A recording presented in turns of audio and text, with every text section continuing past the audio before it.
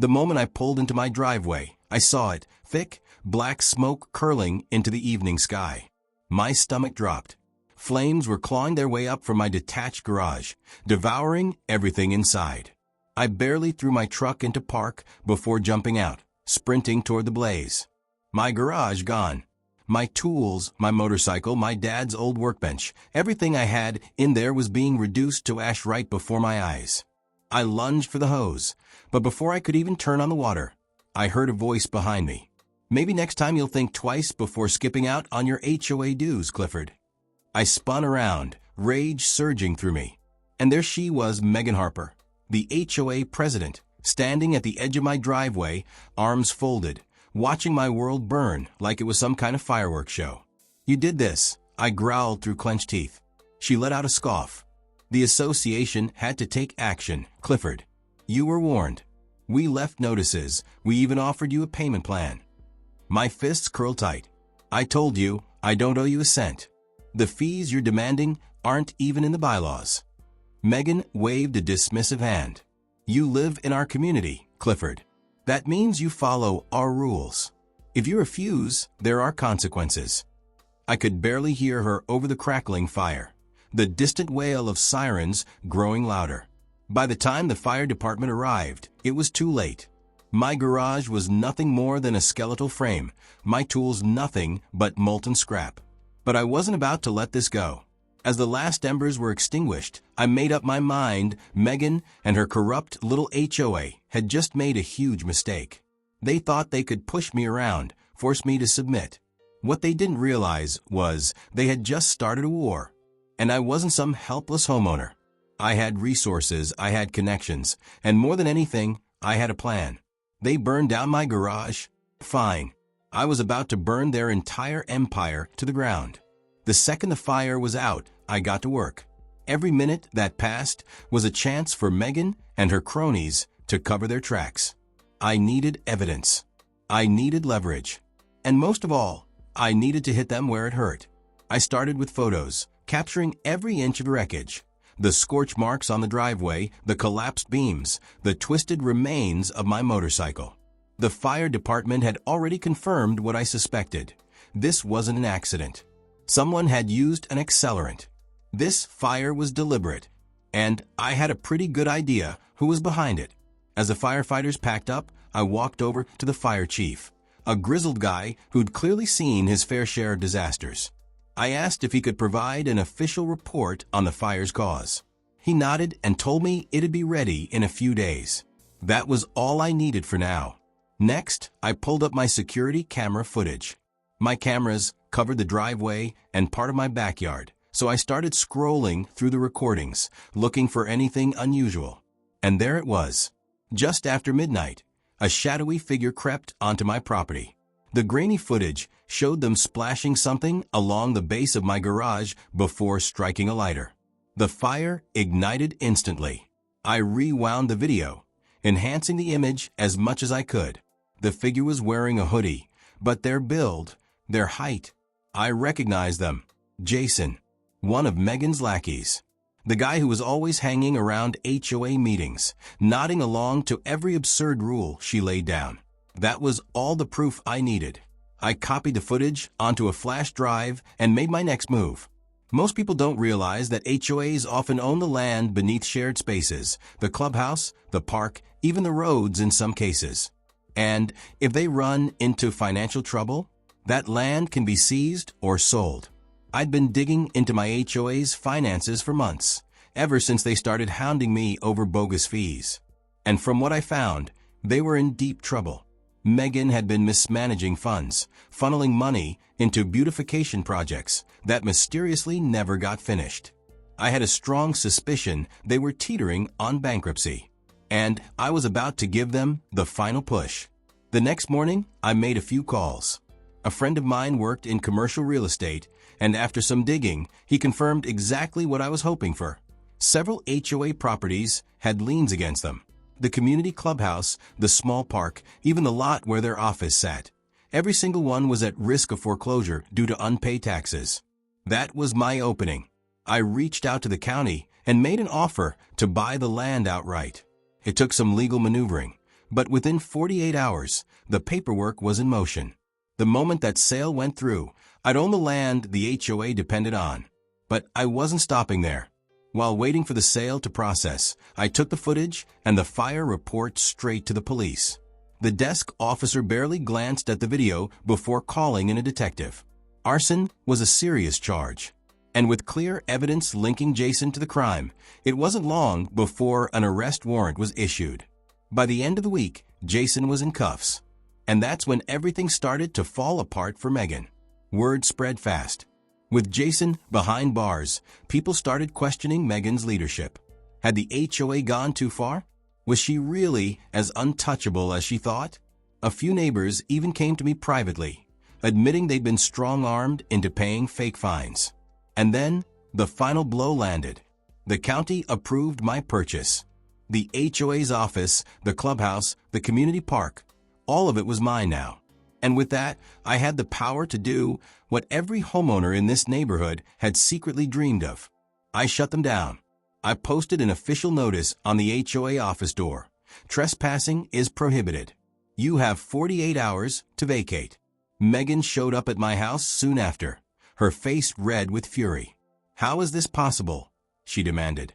I didn't say a word, just handed her the deed. She snatched it from my hands, her fingers trembling as she scanned the legal text. Her mouth opened, then shut. She looked like she wanted to argue, but there was nothing she could say. I didn't gloat. I didn't need to. The expression on her face was enough. The HOA was finished. Her grip on the deed tightened, her knuckles turning white. She flipped through the pages, her eyes darting like she was searching for a loophole, some way to undo what I had done. But it was all there, in black and white. The land she and her HOA had ruled over for years no longer belonged to them. When she finally spoke, her voice, usually so smug and full of authority, came out shaky. This can't be legal." I crossed my arms and planted my feet firmly. "It's completely legal. The county records are updated. The purchase was approved. This land isn't yours anymore, Megan. It's mine." She shook her head, her wild eyes darting up at me. "You can't just take away something that belongs to the community." I exhaled slowly, forcing myself to stay calm. "I didn't take anything, Megan. I bought it. Your HOA let its finances crumble from the inside out. You mismanaged funds, ignored debts, and let liens stack up. This is on you." For once, Megan had nothing to say. The silence stretched between us, the only sound the distant hum of passing cars. Her mouth opened, like she wanted to argue or maybe plead, but no words came. Then, just as quickly as the panic flashed across her face, she straightened up, forcing on that mask of authority she always hid behind. "This isn't over," she snapped, her voice sharp but shaky. "The HOA has rights. We'll fight this in court." I didn't even flinch. "Go for it. Just keep in mind, lawsuits cost money, and last I checked, your HOA's bank account is running on fumes." Her nostrils flared, but she didn't have a comeback. Instead, she spun on her heel and stormed off, her heels clicking against the pavement like rapid-fire gunshots. I watched her go, knowing this wasn't the last I'd see of her. Megan wasn't the kind to walk away quietly, but this time she had lost the power she clung to for so long. With the deed in hand, I didn't waste a second. I had an eviction notice drafted and posted it right on the HOA's office door. The community clubhouse, the place they used for their so-called meetings, was now off-limits to them. The small park, once locked away behind HOA restrictions, was now open to every resident, no strings attached. By the time the first notices went up, the neighborhood was buzzing. People gathered in clusters, whispering, speculating, trying to wrap their heads around what had just happened. I wasn't much for speeches, but I knew I had to set the record straight. That evening, I stood outside what had once been the HOA office, facing the growing crowd. "I know a lot of you have questions," I began, making sure to meet their eyes. "For years, this HOA has run things like a dictatorship. They abused their power, handed out bogus fines, and bullied homeowners into submission. That ends today." A murmur rippled through the crowd. Some nodded, their faces lighting up with understanding, while others still looked hesitant. unsure if this nightmare was really over. I own the land they controlled. That means they no longer have authority over this neighborhood. No more ridiculous fines. No more threats. No more harassment. A man up front, Oliver, a retired veteran, stepped forward. What about the HOA board? Can they still enforce rules? I shook my head. They can try, but without the land, they have no real power. Their authority only existed because they controlled these properties. Now they don't. They're just regular homeowners, same as the rest of us. That was the moment everything shifted. You could feel the weight lifting off people's shoulders. The tension that had gripped this community for years started to fade. Then, from the back of the crowd, a woman called out, "What about Megan?" I hesitated for a beat, then answered honestly. She won't give up easily, but she's lost her leverage. If she tries anything, we'll deal with it the right way, with the law, not intimidation. That seemed to satisfy them. One by one, people started talking, sharing stories of the fines they'd been forced to pay, the threats they'd received. Some admitted they had wanted to push back for years, but had been too afraid of retaliation. Now, they weren't afraid anymore. Over the next few days, I worked on officially dissolving the HOA. It wasn't an overnight process, but with their finances in ruins and their authority gone, they didn't have much choice. Megan, of course, didn't go down quietly. She scrambled to rally the remaining board members, claiming I had somehow stolen community property. She even tried filing an injunction to stop the dissolution. But the courts weren't on her side. The financial records, the unpaid debts, the evidence of her mismanagement, it was all too damning. Her case was thrown out before it even got off the ground.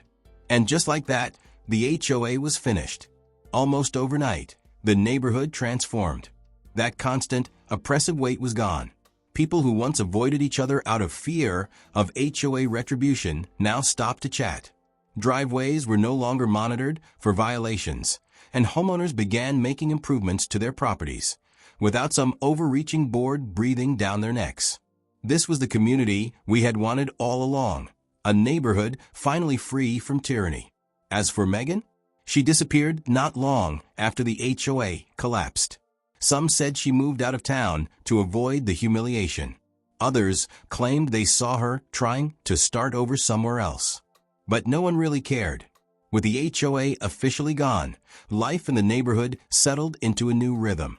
Conversations that once happened in hushed whispers were now open and unfiltered. People took it upon themselves to organize gatherings at the community clubhouse. No permission needed. The fear that had lingered in the air for years was gone, replaced by something we hadn't even realized was missing: freedom. But deep down, I knew Megan wasn't done. People like her didn't just fade into the background. They schemed, they plotted, and they waited for the perfect moment to strike back. That moment came sooner than I expected. A few weeks after the HOA's downfall, a letter arrived in the mail. No legal documents, no official markings, just a plain envelope with my name scrawled in jagged, frantic handwriting. I tore it open and scanned the contents. It wasn't a direct threat, but the meaning was clear as day. Megan was promising that the neighborhood would descend into chaos without the HOA. She warned that without proper leadership, home values would plummet, crime would spike, and the streets would fall apart. She blamed me for all of it, insisting that I had doomed the community. I tossed the letter onto my desk and leaned back in my chair. Megan was grasping at straws. She had lost everything: her influence, her authority, her control. This letter wasn't a strategy. It wasn't a plan. It was desperation, and I wasn't buying it. But ignoring her wasn't an option either. That evening, I took a walk around the neighborhood, checking in with the folks who had been the most outspoken against the HOA. Oliver, the retired veteran, was doing more than just fine. He was thriving. With no HOA breathing down his neck, he had repainted his house without needing anyone's permission and had finally started working on a backyard project he'd been putting off for years. Mrs. Thompson, who had been slapped with endless fines just for having the wrong plants in her yard, was now expanding her garden without worrying about some clipboard-carrying enforcer showing up to lecture her. And despite what the HOA had always claimed, there was no chaos. Property values weren't plummeting. Homes weren't falling into disrepair. In fact, the neighborhood was doing better than ever. But Megan? She wasn't ready to let go. A few days later, I got a call from a contact at the county office. Apparently, Megan had been making inquiries, trying to figure out how to start a brand new HOA from scratch. She couldn't resurrect the old one. That was legally dead. But she was hoping to rally enough homeowners to sign on voluntarily, trying to sell them on the idea of a fresh start. That wasn't going to happen on my watch. The next morning, I met up with a few of the most trusted residents and laid it all out for them. We came up with a simple but effective plan. If Megan wanted to convince people to join her new HOA, we'd make sure they knew exactly what they were signing up for. So we went door to door talking to everyone. We reminded them of the HOA's history, how it had drained people's wallets, enforced rules selectively, and punished homeowners for petty reasons. We shared the financial records we had uncovered, exposing the fraudulent fines and blatant mismanagement. And most importantly, we made sure everyone remembered how Megan had stood there, watching my garage burn, treating it like a bargaining chip instead of showing a shred of concern. The response was overwhelming. By the end of the week, nearly every homeowner had signed a petition refusing to join any new HOA, shutting Megan's plan down before it even got off the ground. When she found out, she showed up at my house again. This time, she wasn't hiding behind authority or issuing veiled threats. She looked drained, completely worn out. She accused me of destroying the neighborhood, of turning people against her, of tearing down something she had spent years building. I didn't argue. I let her talk until she had nothing left to say. Then I told her the truth. She hadn't built anything. All she had done was manipulate, control, and exploit. And now that she had no power to wield, she had nothing left. She didn't have a response to that. Without another word, she turned and walked away. A week later, a for sale sign went up in her yard. By the end of the month, she was gone. And the neighborhood? It was better than ever. But I wasn't naive. Just because the HOA was gone didn't mean everything would magically fix itself overnight. Some people had spent years living under the constant threat of fines and violations, and shaking off that fear wasn't going to happen instantly. That's why, when I noticed a small group of homeowners gathered near what used to be the HOA office, I decided to check it out. As I walked up, I caught the unease in their voices. Brian, a guy who had always kept himself, was flipping through a pile of old documents someone had pulled from storage. His brow was furrowed like he was searching for something important. Beside him, Brian, who had been fined so many times over minor infractions that she had nearly packed up and left, stood with her arms crossed, looking pissed. Brian glanced up as I approached, his expression troubled. "There's a lot here," he muttered, holding up a stack of papers. Old records, financial statements, even letters they never sent out. Some of it looks bad. Brian let out a sharp breath, her frustration clear. They were keeping tabs on people Clifford, way beyond what they were supposed to. Notes on who paid fines without question, who pushed back, even details about people's personal lives. It's creepy. I took one of the folders and skimmed through it. The further I read, the tighter my jaw clenched. Pages upon pages outlined exactly how the HOA had targeted specific homeowners, the ones they thought wouldn't fight back. There were notes about who had family struggles, who had lost their jobs, who might be too overwhelmed to challenge bogus fines. It wasn't just about enforcing rules. It was about control. I let out a slow breath, forcing myself to stay calm. People need to see this, I said. If they understand how deep this went, they'll never let something like this happen again. Brian hesitated.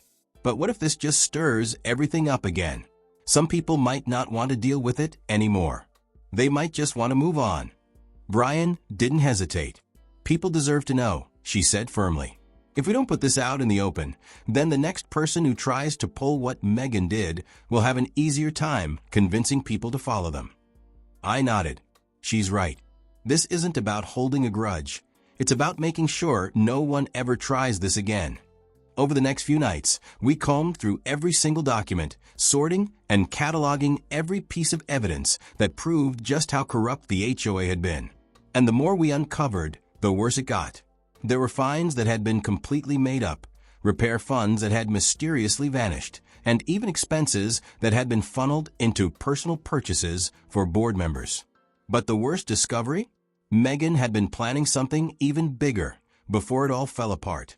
She had been looking into ways to expand the HOA's reach, trying to annex nearby streets, searching for legal loopholes to drag even more homeowners under her control. This wasn't just about a few bad decisions. This had been an organized effort to exploit the people who lived here. That's when we knew we had to take this to the entire community. So we organized a meeting at the old clubhouse. It wasn't an HOA meeting. Those were gone for good, but it was a chance for everyone to see the truth with their own eyes. The turnout was bigger than I expected. The clubhouse was packed. People filled every seat, stood along the walls, even clustered near the doors. There was a charged energy in the air, curiosity, anger, determination. I stepped to the front, stacks of documents in front of me. I know a lot of you don't want to think about the HOA anymore, I began. And I don't blame you, but there's something you all need to see. I held up a sheet of paper, a list of names, with notes scrawled beside them. They kept records on all of us. Who would fight back, who wouldn't, who was struggling, and who they could take advantage of. This was never about keeping the neighborhood nice. This was about control. A murmur rippled through the crowd, low at first, then growing louder. People leaned in, whispering to each other, scanning the documents we had spread across the tables. From the back of the room, a man I didn't know well raised his hand. So what do we do now? Before I could answer, Brian spoke up. We make sure this never happens again. That was the moment everything changed. People who had been silent when the HOA was in power started speaking up. They shared their own stories, how they had been intimidated, pressured into paying fines they didn't owe, made to feel powerless. And just like that, the neighborhood wasn't just free from the HOA. It was finally reclaiming its voice. By the time the night was over, it was obvious. No one wanted to go back to the way things used to be. Instead of another HOA, we came up with a plan to establish a neighborhood committee. But this wouldn't be about rules or enforcement. It would be purely voluntary, focused on organizing community events, maintaining shared spaces, and making sure that if anyone ever tried to seize control again, they wouldn't stand a chance. For the first time in years, people felt like their voices actually mattered. The neighborhood changed after that, and you could see it in the way folks interacted with each other. They weren't just people living next to one another. They were a real community. And Megan? She was nothing more than a bad memory. Even with all that progress, I wasn't naive enough to think the fight was over. A system like the one Megan built didn't just vanish overnight. There were still people who had benefited from the HOA's stranglehold, people who thrived on enforcing petty rules and dictating how others lived. They had stayed quiet ever since Megan was forced out, but I had no doubt they were watching, waiting for the right moment to try and claw their way back into power. That moment arrived in the form of a lawsuit. A thick envelope, hand-delivered by a courier, landed on my doorstep. Even before I opened it, I knew it was trouble. The weight of the documents, the official letterhead, it all screamed legal mess. Inside was a formal complaint filed by a handful of former HOA board members. They were suing me. Their claims? That my purchase of the land was fraudulent, that I had unlawfully displaced a governing body, and that I had somehow caused irreversible harm to property values in the neighborhood. As I read through page after page, my jaw clenched tighter. Their case was flimsy at best, but that didn't mean they weren't dangerous. They weren't trying to win. They were trying to drown me in legal fees, pressure me into settling, and maybe even force me to give up the properties I had legally bought. They wanted their control back, even without Megan leading them. But I wasn't about to let that happen. I'd dealt with people like this before, the kind who thought they could bury problems under a mountain of paperwork. What they didn't expect was that I had a rock-solid legal footing and absolutely no intention of backing down. Instead of panicking, I picked up the phone. One of my first calls was to an attorney I had worked with before, a guy who specialized in property disputes and HOA law. After I laid out the situation, he let out a low chuckle. "They're desperate," he said. "This isn't a real legal fight. It's just intimidation." Do you want to go on the offensive? I didn't even have to think about it. Absolutely. That same week, my attorney drafted a counterclaim. If they wanted to drag me into court, I was going to make sure they regretted it. Our first move? Filing a motion to dismiss. Their entire case was built on nothing but speculation and baseless accusations. The land purchase had been legal. The sale had followed all the proper procedures, and there wasn't a shred of evidence to support their claims. But I wasn't stopping there. I also hit them with a defamation claim. This wasn't just about them challenging my ownership. It was a direct attack on my reputation. They wanted to paint me as some kind of scammer, but in reality, they were the ones who had misused funds and abused their authority. The court date was set, and while we waited, I spent my time gathering every bit of evidence I could find. I went back through all the documents we had uncovered after the HOA fell, highlighting every instance of financial misconduct, every time board members had used their positions for personal gain. When the day of the hearing arrived, I walked into that courtroom with confidence. Their attorney was a slick-looking guy who tried to frame me as some villain who had destroyed the HOA's authority. He went on and on about community values and protecting shared spaces, hoping to convince the judge that I had torn apart something valuable. When it was my turn to speak, I didn't waste time on fancy words. I laid out the facts, plain and simple. I presented the financial records, showing that the HOA had been teetering on the brink of collapse because of their own corruption. I showed proof of the fraudulent fines, the intimidation tactics, and their repeated attempts to illegally expand their control over more properties. Then, I played the security footage of my garage burning down. The courtroom went dead silent as the grainy video played, showing Jason, one of Megan's old enforcers, sneaking onto my property with a can of accelerant. I turned to the judge, keeping my voice steady. "This is what their community integrity looked like," I said. "This is what they did to homeowners who didn't fall in line."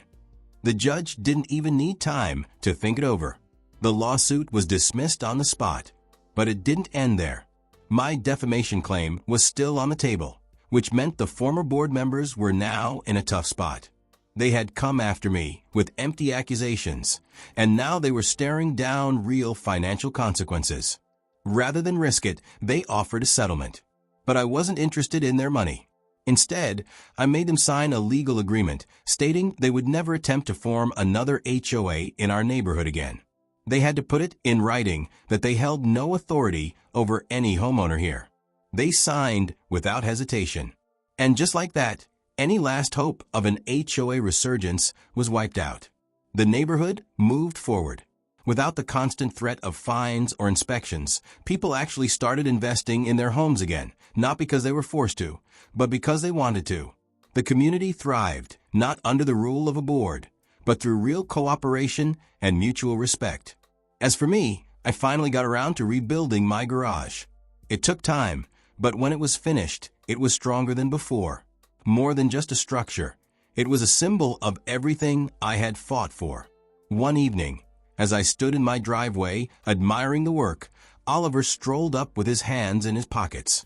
He glanced at the garage, then at me. "You really did it," he said. "Took them down for good." I shrugged. "They did it to themselves." Oliver nodded, a knowing smirk forming. "Still, feels good, doesn't it?" I looked around at the quiet, peaceful street. The homes no longer weighed down by the HOA's control. I nodded. "Yeah," I said. "It really does."